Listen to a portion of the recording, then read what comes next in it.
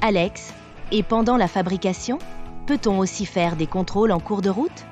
Absolument.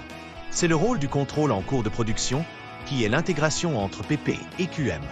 Cela permet de s'assurer que le processus de fabrication est sous contrôle et de détecter les dérives le plus tôt possible, avant que tout halo de produit fini ne soit non conforme.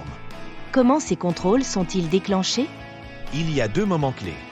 Le plus courant est le contrôle associé à une opération de la gamme. Dans la gamme de fabrication, on peut spécifier qu'après une certaine opération par soudure, un contrôle qualité est obligatoire. Quand cette opération est confirmée, un lot de contrôle est automatiquement généré.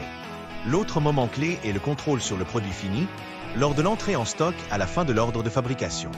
Quel est l'avantage de faire des contrôles en cours de production? Ça permet de réagir vite. Si tu détectes un problème de soudure à l'étape 3 sur 10, tu peux immédiatement arrêter la machine et la régler, au lieu de t'apercevoir à la fin que les 1000 pièces produites dans la journée sont bonnes pour la poubelle. C'est un principe de base de la maîtrise statistique des procédés SPC. Un exemple dans une usine pharmaceutique en Égypte? L'usine fabrique des comprimés. La gamme prévoit un contrôle qualité après l'opération de compression. Quand l'opérateur lance l'ordre de fabrication, un lot de contrôle en cours de production type 03 est créé.